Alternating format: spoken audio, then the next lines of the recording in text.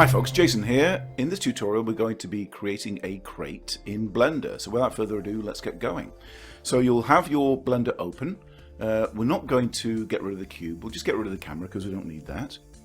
And I'm going to go and select this cube. And what we're going to do is going to add a photograph to it. So go down to the materials here, click on that. And where it says base color, click on this little yellow circle. And then go to image texture, all right? And then once it's done that, go to open with this folder here, go find your file. So I can make this available for you, but it's like a sort of standard free like crate texture. Go open.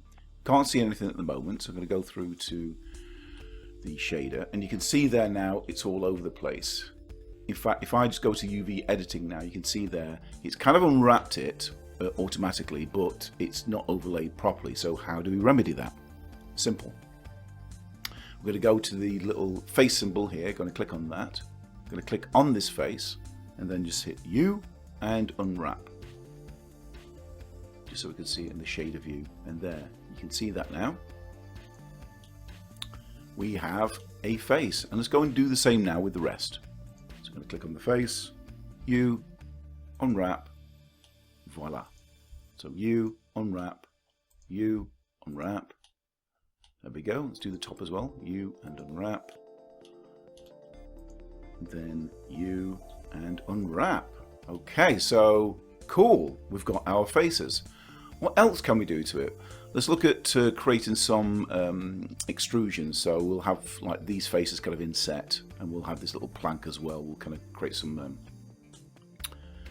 modeling on that as well. So select one of the faces, and this time, and let's just go back to layout now because we no longer need the UV editing.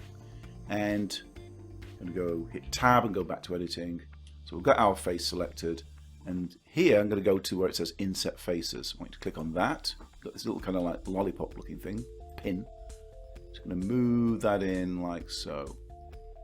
And then do the same on all the other faces. Going to click on the face, move that in. And then we do the same on all the rest of the faces.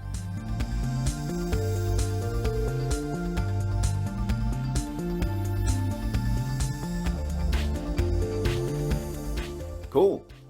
Okay, so we've done all the faces. Now we need to sort of give it some dimension. So what I'm going to do here is I'm going to use the knife tool, or you can hit K, and we're just going to separate these triangles now. So hit K, click on there, click on the bottom, then hit enter. K, click on there, click on the bottom and enter.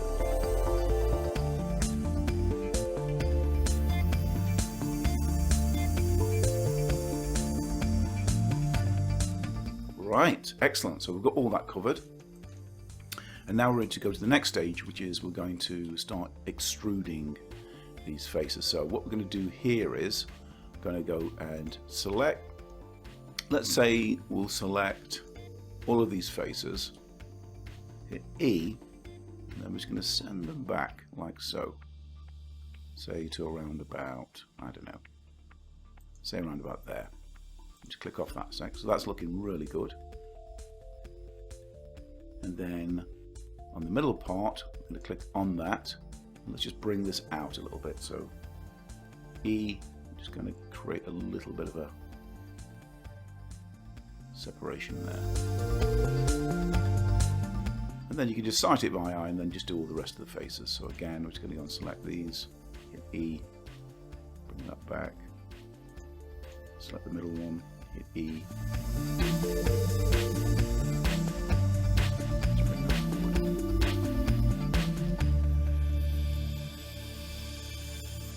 So just selecting these faces, hitting shift, and then selecting the faces, E, sending it back, select the middle one, E,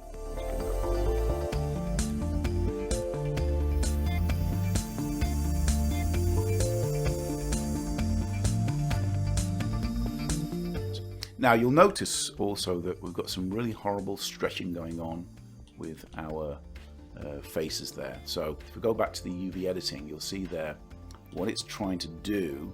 If I go and say select one of these faces here, it's kind of like just flat. It's all compressed, and so we're getting this kind of horrible stretching. So we can remedy that.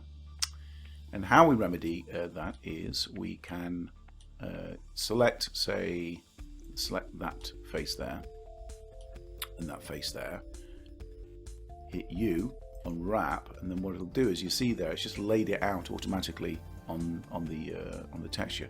But the cool thing is, it's kind of done our work for us. So basically, we can just work around now and just do all the rest of the faces. So I'm going to select that, and then U and unwrap. So the same as before, really. Just go around.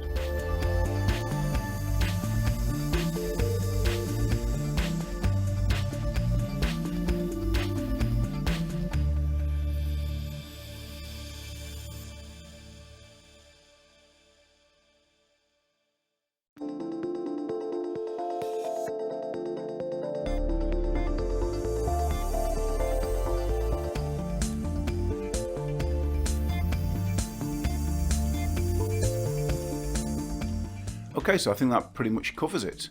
Other things that you can do to this. So, for example, if you wanted to add a sort of a bump to it with a normal, I've already created a normal for this.